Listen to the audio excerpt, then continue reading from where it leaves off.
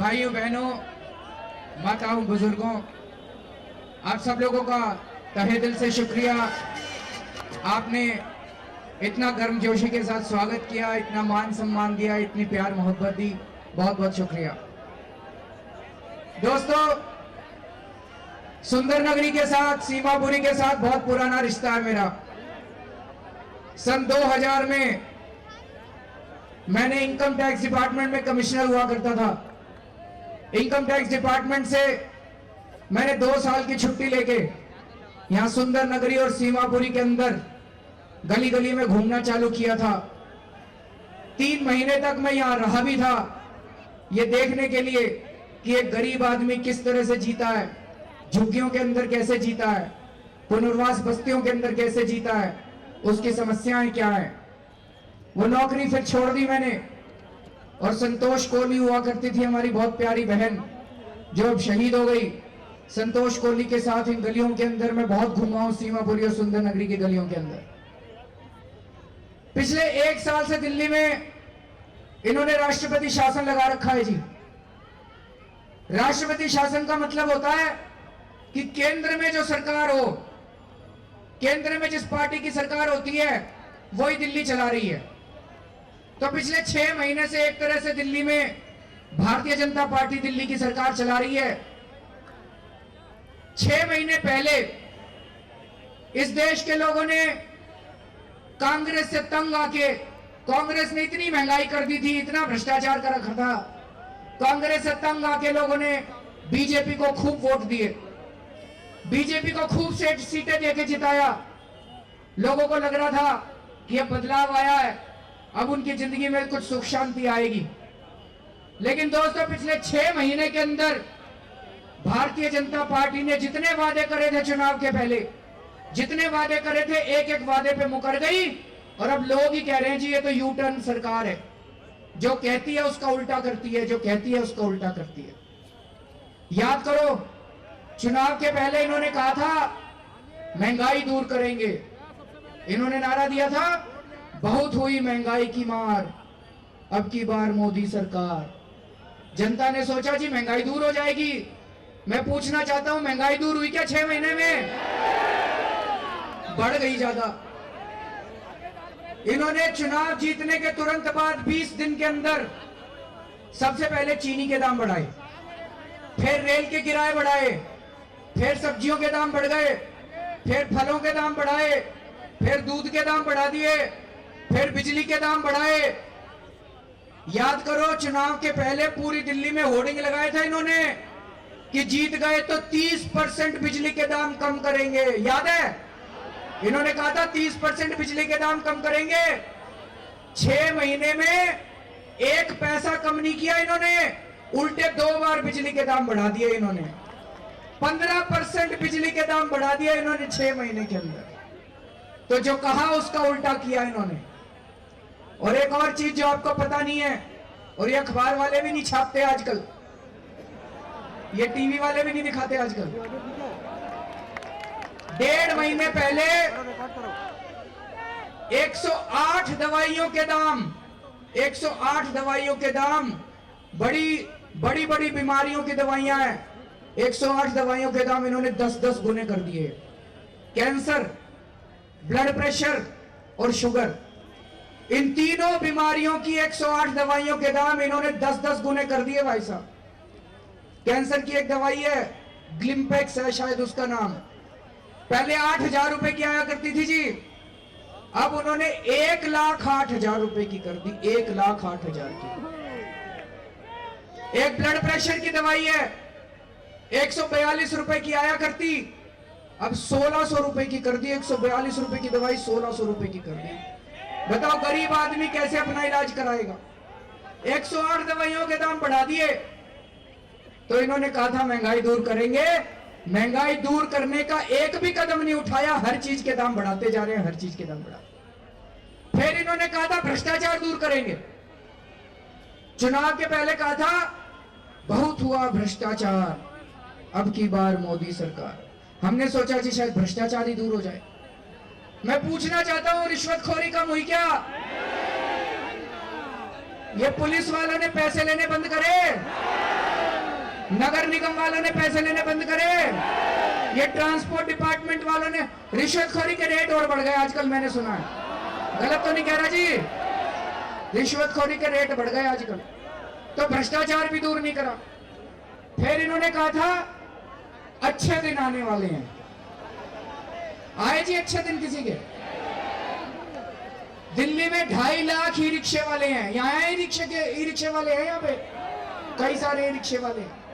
दिल्ली में 2.5 लाख ई रिक्शे वाले हैं भाई साहब, बेचारे मेहनत करके कमाई किया करते थे, चोरी नहीं करते थे, डाका नहीं डालते थे, चक्कू छोरी नहीं चलाते थे, मेहनत किया करते थे। इन 2.5 लाख ई रिक्शे वालों को इस सरकार ने बेरोजगार कर दिया।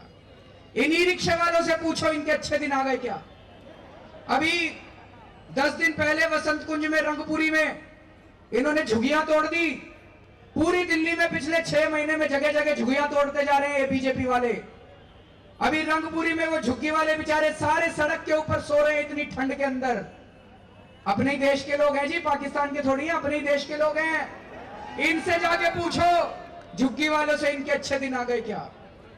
व्यापारियों से पूछो, मैं जिस भी व्यापारी से पूछता हूं सारे जने कह रहे जी 6 महीने के अंदर व्यापार ठप हो गया, और उल्टे वैट डिपार्टमेंट इनके ऊपर रेड मार रहा है, इनकी दुकानें सील की जा रही हैं। इन व्यापारियों से पूछो इनके अच्छे दिन आ गए क्या?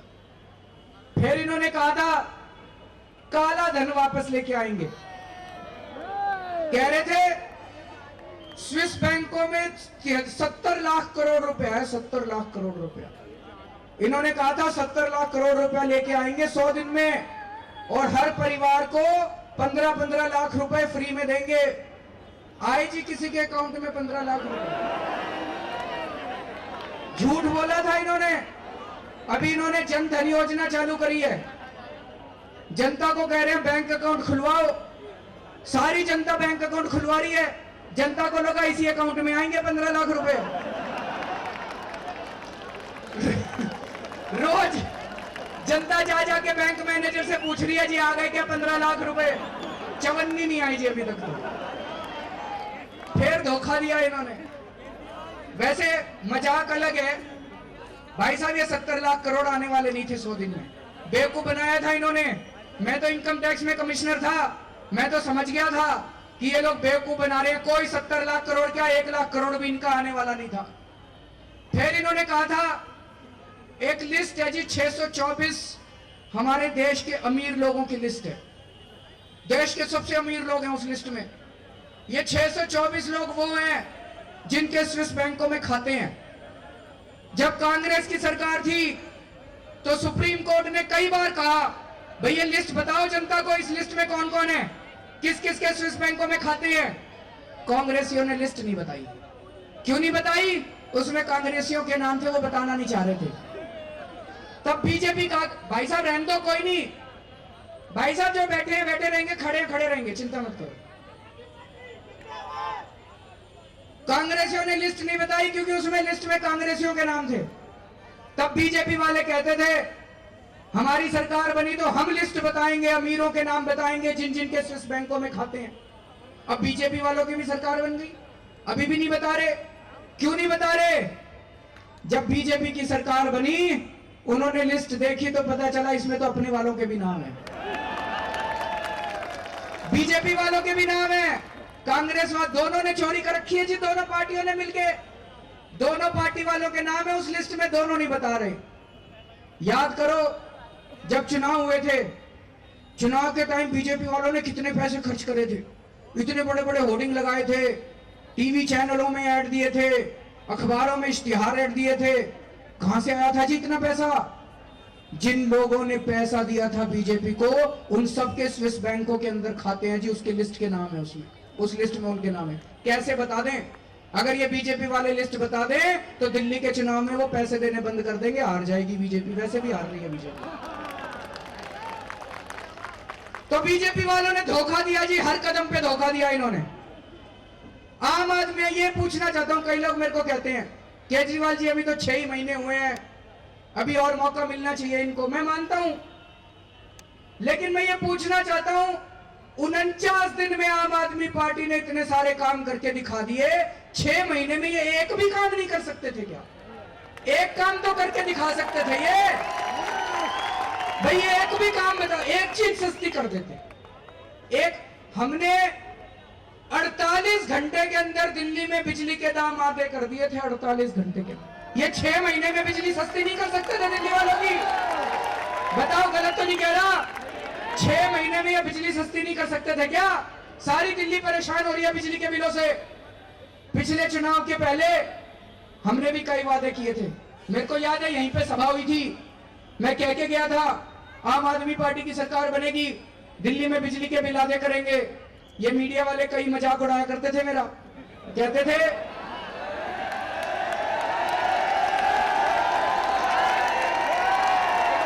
कोई नहीं।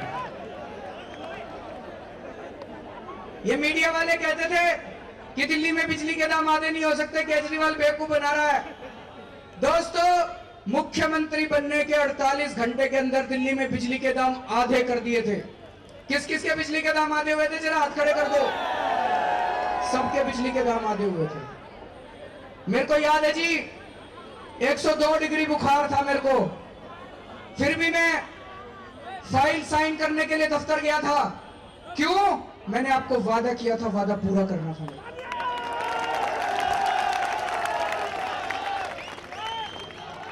250 करोड़ रुपए खर्च करे थे जी आपके बिजली के बिल कम करने के लिए मैंने। फिर ये मीडिया वालों ने मेरा मजाक उड़ाया, बोले केजरीवाल तो पैसे लुटा रहा है। मैं पैसे घर लेके नहीं जा रहा जी, मैं जनता पे पैसे लुटा रहा हूं। बताओ, अगर 250 करोड़ रुपए में मेरी सारी दिल्ली की जनता खुश होती हो, 250 करोड़ रुपए में मेरी सारी दिल्ली की जनता के बिजली के बिल आदि होते हो, एक मुख्यमंत्री को और क्या चाहिए भाई साहब? अभी गुजरात की मुख्यमंत्री बनी है नई, आनंदीबेन पटेल। उन्होंने मुख्यमंत्री बनते ही 100 करोड़ का हेलीकॉप्टर खरीद लिया। मैं भी खरीद लेता जी हेलीकॉप्टर, किसको अच्छा नहीं लगता? मैं भी खरीद लेता अपने लिए हेलीकॉप्टर, रोज अपने घर की छत से उड़ता, सचिवालय की छत पे उतरता। तो ये मीडिया वाले कहते हैं very good chief minister, very forward looking chief minister, very progressive chief minister. मैंने तय किया एक पैसा खर्च नहीं करूंगा अपने ऊपर, हेलीकॉप्टर लेना तो दूर, मैंने सरकार से एक पैसे का पेट्रोल भी नहीं लिया। जब मैं मुख्यमंत्री बना, इन्होंने मेरे लिए बहुत लंबी गाड़ी भेजी थी मेरे घर, लाल बत्ती लगी हुई थी उस पे। मैंने सरकार की गाड़ी वापस कर दी, अपनी टूटी फूटी वैगनआर में घुमा करता था। घर से निकलता था, लाल बत्ती पे रुकता था। नहीं तो लाल बत्ती थोड़ी होती है जी मुख्यमंत्री के लिए, हरी हरी बत्ती होती है, फर्राटे से चलती है। नहीं, मैं रेड लाइट पे रुकता था तो जनता आती, देखती, जनता घेर लेती मेरी गाड़ी को। मैं शीशा नीचे करता, जनता हाथ मिलाती। जनता कहती जी ऐसा मुख्यमंत्री नहीं देखा, उसकी हाथ दे के गाड़ी रोक लो, उससे सड़क पे हाथ मिला लो। तो दोस्तों, एक पैसा खर्च नहीं किया, 48 घंटे में आपके बिजली के बिल आधे कर दिए थे। जो कहा, हमने कहा था बिजली पानी के बिल 20-20 हजार लीटर पानी हर परिवार को मुफ्त देंगे। 5 दिन के अंदर हमने बिजली पानी के बिल माफ कर दिए थे लोगों के। 5 दिन के अंदर हमने आदेश दे दिए थे 20-20 हजार लीटर। कई लोग आए मेरे पास, उनके 2-2 हजार रुपए महीने के बिल आया करते थे जी पानी के। 80 रुपए महीना हो गया उनका बिल। लोग बड़े खुश हो गए। उसके बाद हमने कहा था महंगाई कम करेंगे। आज तक ये महंगाई इस देश में कम नहीं हुई, बढ़ती जाती है। हमारे टाइम में महंगाई कम हुई थी भाई साहब। 1 महीने के अंदर सीएनजी के रेट 50 रुपए किलो होते थे जब मैं मुख्यमंत्री बना। 1 महीने में सीएनजी के रेट कम करके 35 रुपए किलो कर दिए थे, 15 रुपए कम कर दिए थे भाई साहब। हमारे टाइम में आलू 10 रुपए बिका करता था जी, आजकल क्या रेट हो रहा है? 40 रुपए। 40 रुपए रेट हो रहा है। 1 साल में इन्होंने 40 कर दिया। अभी जनवरी की बात है, पिछली जनवरी की। 10 रुपए किलो था हमारे टाइम में। तो हमने कहा था महंगाई कम करेंगे, महंगाई कम करके दिखाई भाई साहब। जो कहा सब किया। सबसे बड़ी बात हमने की, दिल्ली में रिश्वतखोरी कम कर दी थी हमने, रिश्वतखोरी कम कर दी। दिल्ली में पुलिस वालों ने पैसे लेने बंद कर दिए थे भाई साहब, गलत तो नहीं कह रहा। आज तक भारत के इतिहास में कभी नहीं हुआ, आज तक कांग्रेस बीजेपी वाले नहीं कर पाए। दिल्ली के अंदर पुलिस वालों ने पैसे लेने बंद कर दिए थे। एक चाय वाला मिला मेरे को, बोला जी मैं 8 रुपए की चाय बेचता हूं, आपके टाइम में 6 रुपए कर दी थी मैंने चाय। मैंने कहा कैसे?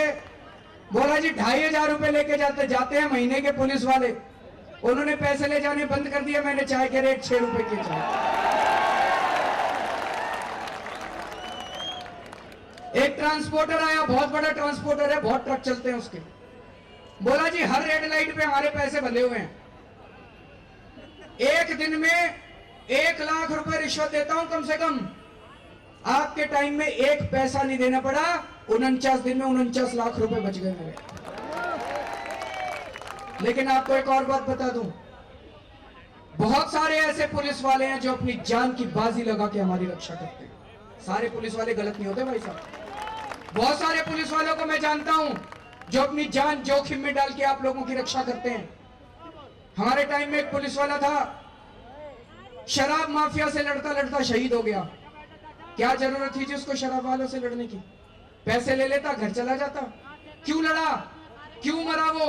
आपके लिए उसने अपनी जान दी थी, हम लोगों के लिए अपनी जान दी थी, हमारी रक्षा के लिए। उसी दिन मैंने अपनी कैबिनेट की मीटिंग बुलाई और हम लोगों ने निर्णय लिया कि अगर दिल्ली पुलिस का कोई भी सिपाही शहीद होगा, उसके परिवार को हमारी सरकार 1 करोड़ रुपए का मुआवजा देगी। उसके परिवार को 1 करोड़ रुपए दिलवाए हमने। उसके परिवार को 26 जनवरी को सम्मान दिया। अभी 3 महीने पहले की बात है, एक और पुलिस वाला मानाराम, वो भी शहीद हुआ। अब तो हमारी सरकार भी नहीं थी, मैंने अखबार में पढ़ा एलजी साहब उसके परिवार को 10 लाख रुपए का मुआवजा दे रहे हैं। मैंने एलजी साहब को चिट्ठी लिखी, 10 लाख से काम नहीं चलेगा, एलजी साहब फाइल निकालो। हमारी सरकार निर्णय लेके गई थी 1 करोड़ रुपए देने पड़ेंगे। 3 दिन के अंदर मैंने उसके परिवार को 1 करोड़ रुपए दिलवाए। वैसे अभी थोड़े दिन पहले मैं सड़क पे जा रहा था, एक पुलिस वाले ने मेरी गाड़ी रोक ली। मैंने सोचा बेल्ट नहीं पहन रखी, चालान करेगा। मैंने शीशा नीचे करा, उस पुलिस वाले की आंखों में टप टप आंसू बह रहे थे। कहते हैं भाई साहब आज तक दिल्ली में हमको केवल गालियां सुनने को मिली हैं, आप पहले शख्स हो जिसने हमको सम्मान दिया है, हमारी मुसीबत को समझा है। उसने कहा पहले जब पुलिस वाला मरता था, सरकार उसकी विधवा को एक सिलाई मशीन दिया करती थी, आपने 1 करोड़ रुपए दिए हैं। आपने हमारी जान की कीमत एक सिलाई मशीन थी, आपने 1 करोड़ रुपए हमारी जान की कीमत लगाई, हमें सम्मान दिया दोस्तों। तो हमने तय किया कि जो ईमानदार है उनको तरक्की देंगे, जो ईमानदार है उनको प्रमोशन देंगे, इनाम देंगे, जो बेईमान है उनको जेल भेजेंगे। याद करो 49 दिन में नगर निगम वालों ने भी, एमसीडी वालों ने भी पैसे लेने बंद कर दिए थे। नहीं तो एक छज्जा आगे कर लो, ये पैसे लेने पहुंच जाते हैं। लेंटर लगाओ, एक लेंटर के 2-2 लाख रुपए लग रहे हैं आजकल। गलत तो नहीं कह रहा जी? उस टाइम ये एमसीडी वाले भी डर गए थे। मैं अभी एक गांव में गया था, उस गांव में लोगों ने बताया जी यहाँ बीजेपी का काउंसलर है, एक काम नहीं करता बिना पैसे लिए। लेकिन बोले आपके 49 दिन में ये भी घबरा गया था, बिना पैसे के बीजेपी के काउंसलरों ने भी काम करने शुरू कर दिया। एमसीडी वालों ने पैसे लेने बंद कर दिए थे। ट्रांसपोर्ट डिपार्टमेंट के बाहर दलाल बैठते हैं, वो दलाल भाग गए। ट्रांसपोर्ट डिपार्टमेंट वालों ने ड्राइविंग लाइसेंस बनाने चालू कर दिए बिना पैसे के। और सरकारी अस्पतालों में दवाइयां चोरी होती हैं भाई साहब, दवाइयां नहीं मिलती। आप इलाज कराने जाओ, कहेंगे बाहर से दवाइयां ले लो, सारी दवाइयां चोरी होती हैं। सरकारी अस्पतालों में लिखेंगे एक्सरे करा लो और फलानी दुकान से करा लो, सेटिंग कर रखी है बाहर वालों से। गलत तो नहीं कह रहा जी? 49 दिन में भाई साहब सरकारी अस्पतालों में दवाइयां मिलने लग गई थी और इनकी एक्सरे मशीन भी काम करने लग गई थी, एक्सरे होने लग गए थे। ये मैं नहीं कह रहा, जनता बताती है, मैं जब घूमता हूं जनता में तो बहुत काम किया भाई साहब 49 दिन में। ये सब कैसे हुआ? याद करो, जब मैंने शपथ ली थी उस टाइम मैंने कहा था रामलीला मैदान से, अब दिल्ली के अंदर कोई पैसे मांगे तो मना मत करना, सेटिंग कर लेना उससे। जब वो पैसे मांग रहा है अपनी जेब में हाथ डालना, मोबाइल फोन को रिकॉर्डिंग पे लगा लेना, मोबाइल फोन को रिकॉर्डिंग पे लगा लेना, उसकी आवाज रिकॉर्ड कर लेना जब वो पैसे मांग रहा है। मेरे को रिकॉर्डिंग लाके दे देना, मैं उस अफसर को जेल भेज दूंगा। एक हफ्ते में मैंने 5 अफसरों के खिलाफ एक्शन लिया, ऊपर से नीचे तक सारे सीधे हो गए। सबको पता चल गया अब रिश्वतखोरी नहीं चलेगी केजरीवाल के टाइम में। तो दोस्तों बहुत काम करा हमने, 49 दिन में इतना काम कर दिया। 180 दिन में ये कुछ तो करके दिखाते। नहीं जी, गलत तो नहीं कह रहा, 180 दिन में कुछ तो करते। फिर मैंने इस्तीफा दे दिया। जैसे ही मैंने इस्तीफा दिया, आप सारे जने नाराज हो गए, आप सारे जने गुस्सा हो गए मेरे से। लेकिन आज समझ के जाना पड़ेगा मेरे को इस्तीफा क्यों देना पड़ा। आपने पिछली बार 28 सीट दी थी भाई साहब, अगर आप 36 सीट देते, पूरा बहुमत देते, सवाल ही उठता जो हम इस्तीफा दे देते।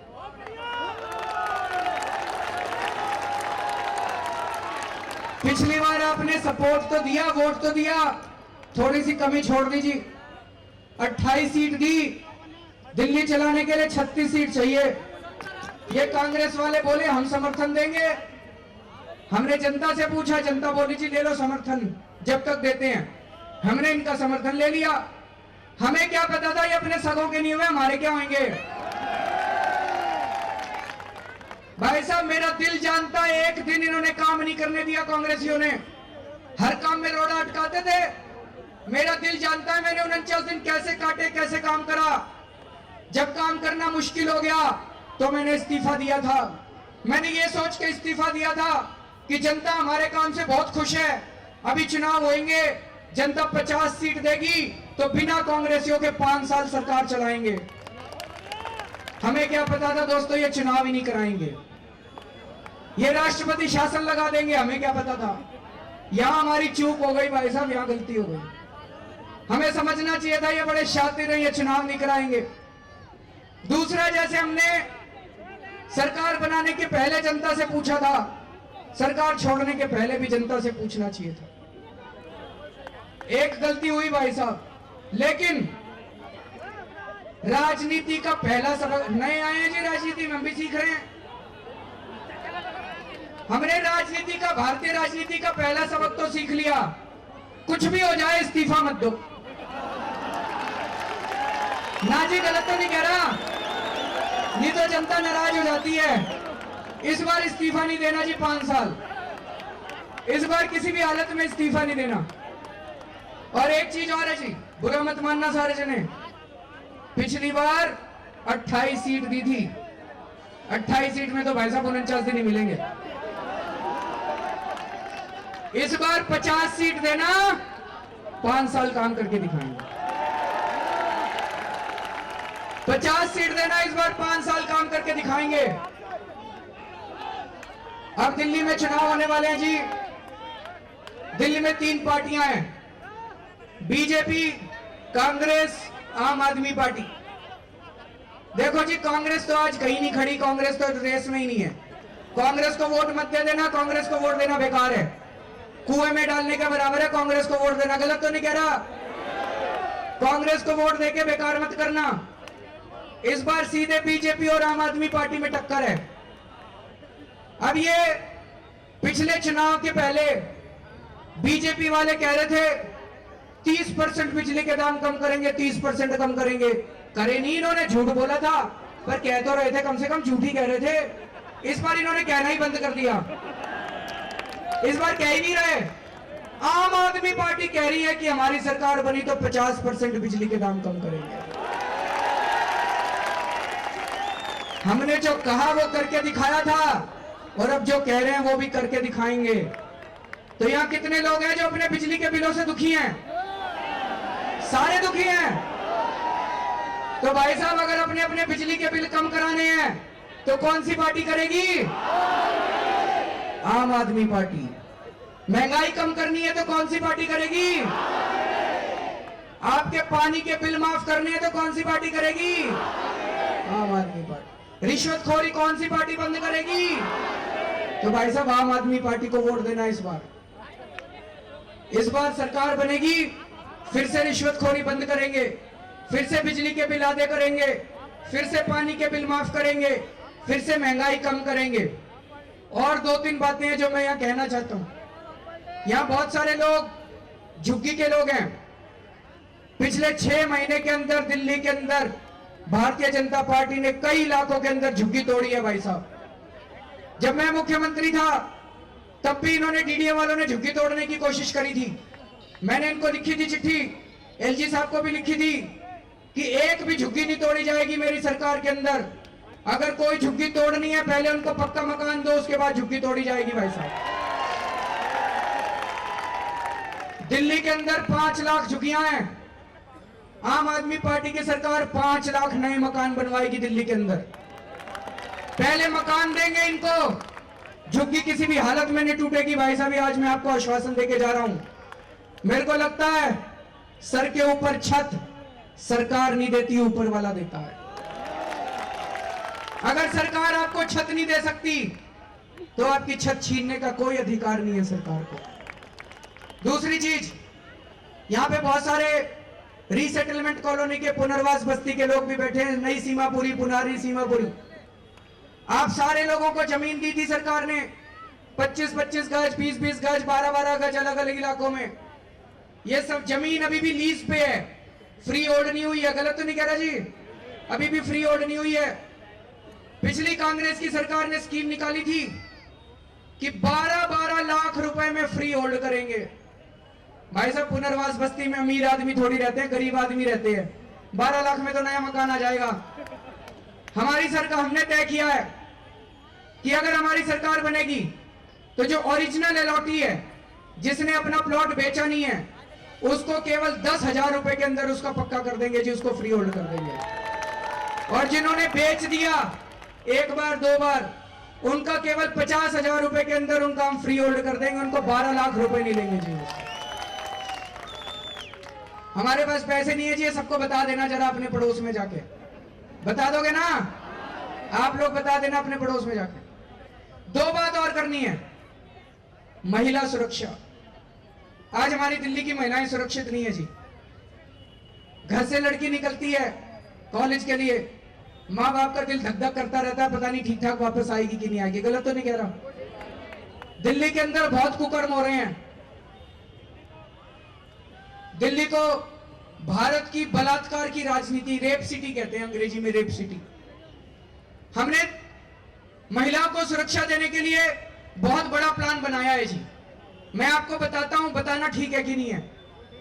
पहली चीज तो ये, पूरी दिल्ली के अंदर चप्पे चप्पे पे, हर गली, हर मोहल्ले, हर चौक के ऊपर सीसीटीवी कैमरा लगवाएंगे।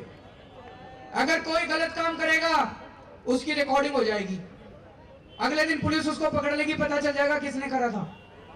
और उसको भी करने के पहले डर लगेगा, उसको पता है मेरी रिकॉर्डिंग हो रही है।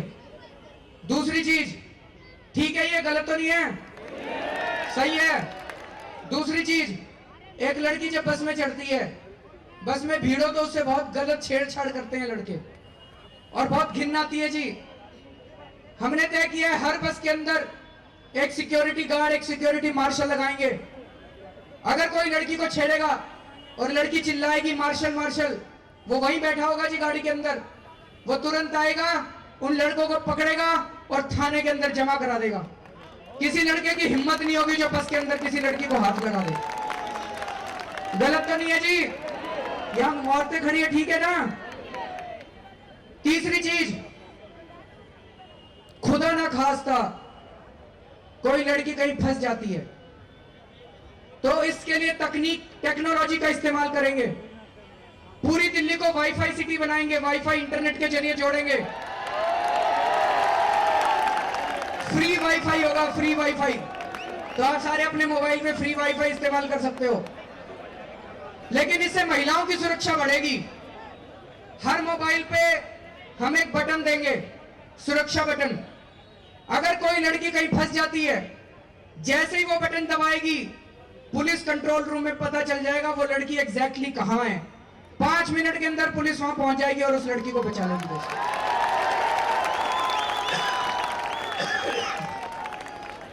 सही है ना? दूसरी चीज है शिक्षा। आम आदमी पार्टी मानती है कि अगर हमने अपने सारे बच्चों को अच्छी शिक्षा दे दी तो इस देश में कोई गरीब नहीं रहेगा। गरीबों के बच्चे भी इंजीनियर बनेंगे, एडवोकेट बनेंगे। आज दिल्ली में 1200 प्राइवेट स्कूल हैं, 3000 सरकारी स्कूल हैं। प्राइवेट स्कूलों ने लूट मचा रखी है, लूट। गलत तो नहीं कह रहा? लूट मचा रखी है इन्होंने। जब मर्जी फीस बढ़ा देते हैं। और ये सरकारी स्कूलों में पढ़ाई के नाम पे कुछ नहीं है, बट्टा है पढ़ाई के नाम पे। हमने तय किया है 5 साल के अंदर, चाहे कितना पैसा खर्चा करना पड़े भाई साहब, 5 साल में सरकारी स्कूलों में प्राइवेट स्कूलों से भी बेहतर शिक्षा होगी। और आज मैं आपको यकीन दिला रहा हूं, 5 साल में सरकारी स्कूलों में शिक्षा इतनी अच्छी कर देंगे कि मंत्री, अफसर, अमीर आदमी भी अपने बच्चों को सरकारी स्कूलों में पढ़ाने में गर्व महसूस करेंगे।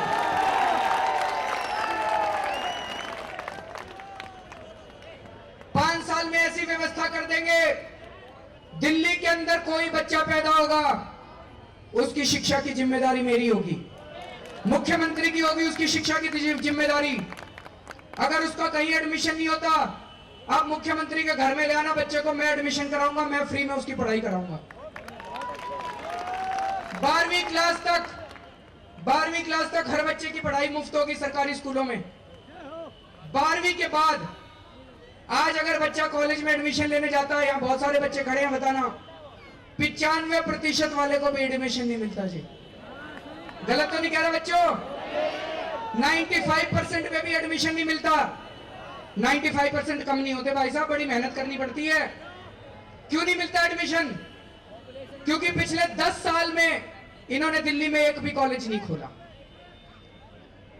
जनता बढ़ गई, बच्चों की जनसंख्या बढ़ गई, कॉलेज इन्होंने खोले नहीं, इसलिए एडमिशन मिल नहीं रहा। हमने तय किया है अगले 5 साल के अंदर दिल्ली में 20 नए कॉलेज खोलेंगे। अगर किसी बच्चे के 70% नंबर आते हैं, 70% वाले को एडमिशन मिलना चाहिए। अगर वो पढ़ना चाहता है उसको एडमिशन मिलना चाहिए। दूसरी चीज, आज सरकारी कॉलेजों में भी फीस इतनी ज्यादा बढ़ गई है भाई साहब। मैं IIT खड़गपुर का पढ़ा हुआ हूं।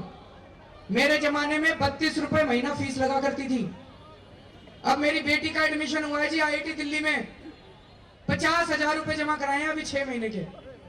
एक गरीब आदमी कैसे पढ़ाएगा जी 1 लाख रुपए देके? 1 लाख रुपए साल का लगता है, गरीब आदमी तो नहीं पढ़ा सकता। तो हमने तय किया है 12वीं के बाद बच्चों को माँ बाप के ऊपर निर्भर नहीं रहना पड़ेगा, बच्चों को हम इंडिपेंडेंट बनाएंगे। 12वीं के बाद बच्चे अपने पैरों पे खड़े होंगे। कैसे होंगे? 12वीं के बाद कोई भी बच्चा एडमिशन लेने जाएगा, उसको हम बैंक से लोन दिलवाएंगे। आज अगर आप बैंक से लोन लेने जाओ, बैंक वाले कहते हैं गारंटी दो, जमीन गिरवी रखो, अपना घर गिरवी रखो। कहां से लाएं जी घर? घर है ही नहीं गरीब आदमी के पास। कहां से लाएं जमीन? जमीन है ही नहीं गरीब आदमी के पास। अब हमने तय किया है हर बच्चे की गारंटी सरकार देगी, मां बाप को गारंटी देने की जरूरत नहीं है। जैसे ही बच्चा एडमिशन लेने जाएगा कॉलेज में, उसको एडमिशन फॉर्म के साथ साथ बैंक के लोन का फॉर्म भी देंगे। वो बस फॉर्म भरेगा बच्चा, उसको और कुछ करने की जरूरत नहीं है, माँ बाप को कुछ करने की जरूरत नहीं है। बैंक से उसकी फीस सीधी कॉलेज के अंदर चली जाया करेगी। डिग्री लेने के बाद जब बच्चा नौकरी लगेगा तो वो बैंक का लोन वापस करेगा। लेकिन मान लो किसी बच्चे को नौकरी नहीं मिलती, वो लोन वापस नहीं कर सकता, तो माँ बाप को लोन वापस करने की जरूरत नहीं है, सरकार उसका लोन बैंक को वापस करेगी। दोस्तों आप ये सोच के देखो, ये स्कीम लागू हो जाती है तो गरीब और अमीर आदमी सारे अपने बच्चों को कॉलेज में एक साथ पढ़ाएंगे। रिक्शे वाले का बच्चा भी एडवोकेट बनेगा, गरीब आदमी का बच्चा भी इंजीनियर और डॉक्टर बनेगा। दोस्तों, और एक पीढ़ी के अंदर मेरे को पूरा यकीन है, अगर गरीबों के और अमीरों के बच्चे पढ़ लिख गए एक साथ, अगर उनको अच्छी शिक्षा मिल गई, तो दिल्ली के अंदर एक पीढ़ी के अंदर गरीबी दूर कर देंगे। दोस्तों, अगर हमारे बच्चे पढ़ लिख गए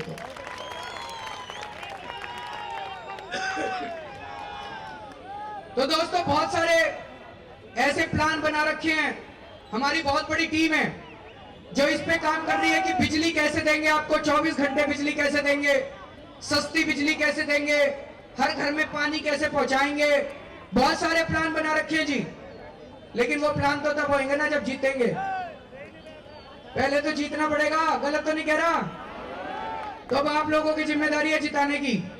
अगर आपको लगता है मैंने सारी बातें सही करी है तो जिताने की जिम्मेदारी आपकी है भाई साहब। हमारे पास पैसे नहीं है जी चुनाव लड़ने के लिए, और ये आपके यहाँ से रामनिवास गोयल जी लड़ रहे हैं, ये मेरे से भी ज्यादा फक्कड़ है, इनके पास भी। गलत तो नहीं कह रहा भाई साहब। हमारे पास पैसे नहीं है जी चुनाव लड़ने के। चुनाव आपने लड़ना है जी इस बार। पिछली बार मैं 3 लाख रुपए में चुनाव लड़ा था, शीला दीक्षित जी के खिलाफ चुनाव लड़ा था। 3 लाख में भाई साहब चुनाव लड़ा जाता है। ये लोग 20-20 करोड़ रुपए खर्च करते हैं। 20 करोड़ रुपए जो खर्च करेगा वो भाई साहब 200 करोड़ रुपए तो बनाएगा जीतने के बाद। गलत तो नहीं कह रहा जी। कैसे बनाएगा 200 करोड़? आपके बिजली कंपनियों से सेटिंग करके बनाएगा, बिजली कंपनियों से महंगी बिजली करेगा, पानी की चोरी करेगा, डाका डालेगा, तभी 200 करोड़ बनाएगा। मैं 3 लाख रुपए में चुनाव कैसे लड़ा था? चुनाव मैं नहीं लड़ा था, चुनाव जनता लड़ी थी। जनता ने घर घर जाके वोट मांगे थे भाई साहब। इस बार भी आपको वोट मांगने हैं। अगर आपको लगता है मैंने अपनी सही बातें करी है, जो लोग, अब आपको 2 महीने रह गए जी, 2 महीने रह गए चुनाव के। इन 2 महीनों के अंदर यहाँ जितने लोग खड़े हैं, एक एक आदमी को रोज 5-5 लोगों से बात करनी है। हर आदमी को कहना है कि भाई झाड़ू पे मोहर लगानी है, आम आदमी पार्टी को वोट देनी है। मेरे केजरीवाल को मुख्यमंत्री बनाने के लिए नहीं, आम आदमी पार्टी को जिताने के लिए नहीं, अपनी महिलाओं को सुरक्षा देने के लिए, अपनी बच्चों की शिक्षा के लिए, अपनी बिजली के बिल कम करने के लिए। तो जो लोग 5-5 लोगों को रोज, कसम खानी है आज, 5-5 लोगों को रोज तैयार करना है। जो लोग तैयार है जरा हाथ खड़े करें जी। वो पीछे उन्होंने, और जिन्होंने 2-2 हाथ खड़े करने, 10-10 आदमी तैयार करने हैं उनको रोज। अपने रिश्तेदारों से फोन करो, अपने दोस्तों को फोन करो, अपनी गली में घर घर जाके बोलो कि भाई इस बार आम आदमी पार्टी को वोट देनी है। मंजूर है दोस्तों? हम सत्ता और पैसे के लिए नहीं लड़ रहे। अगर पैसा चाहिए होता, इनकम टैक्स में मैं कमिश्नर की नौकरी करता था। क्या जरूरत थी नौकरी छोड़ने की? करोड़ों रुपए कमा सकता था। अगर पैसा चाहिए होता, सत्ता चाहिए होती, भगवान ने मुख्यमंत्री बना दिया था जी। एक चपरासी की नौकरी नहीं छोड़ी जाती आजकल। मैं मुख्यमंत्री की कुर्सी को लात मार के आ रहा हूं दोस्तों। पैसे और सत्ता के लिए नहीं आए, देश बचाने के लिए आए हैं, समाज के लिए आए हैं। तो हम सब लोगों को मिलके ये बीजेपी और कांग्रेस वाले लूट लेंगे नहीं। तो अंत में मैं एक प्रार्थना गा के सुनाना चाहता हूं। ये पार्टियां हमारे बीच में हिंदू और मुसलमान के नाम से जहर घोलने की कोशिश करती हैं, जाति के नाम पे जहर घोलने की कोशिश करती हैं। आम आदमी पार्टी कैसा देश चाहती है, आम आदमी पार्टी कैसा समाज चाहती है, ये इस प्रार्थना के अंदर है। इसके बोल बहुत अच्छे हैं। ये अभी भाई साहब कह रहे हैं ये बीजेपी कांग्रेस वाले शराब और कंबल बांटेंगे। देखो जी, गलत तो नहीं कह रहे भाई साहब? देखो जी, चुनाव के पहले पैसे देने आएंगे, ये मना मत कर लेना, ले लेना सबसे। अपना ही पैसा लूट रखा इन्होंने। किसी ने 2G कर लिया, किसी ने 3G कर लिया, किसी ने पता नहीं क्या क्या घोटाले कर लिए। और ना देने आए ना तो इनके दफ्तर में जाके मांग लेना जी, पैसा नहीं दिया आपने इस बार।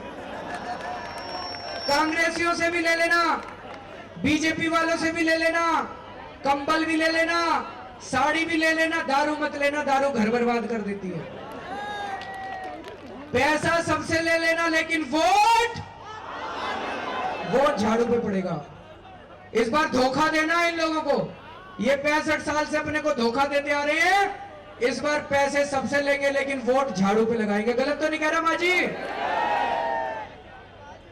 तो अंत में ये प्रार्थना मैं गा के सुनाना चाहता हूं। मैं एक एक लाइन बोलूंगा, आप मेरे पीछे पीछे बोलेंगे। इंसान का इंसान से हो भाईचारा, यही पैगाम हमारा, यही पैगाम हमारा। इंसान का इंसान से हो भाईचारा, यही पैगाम हमारा, यही पैगाम हमारा। हर एक महल से कहो कि झोंपड़ियों में दिए जलाए, हर एक महल से कहो कि झोंपड़ियों में दिए जलाए। छोटों और बड़ों में अब कोई फर्क नहीं रह जाए, छोटों और बड़ों में अब कोई फर्क नहीं रह जाए। इस धरती पर हो प्यार का घर घर उजियारा, यही पैगाम हमारा, यही पैगाम हमारा। इंसान का इंसान से हो भाईचारा, यही पैगाम हमारा, यही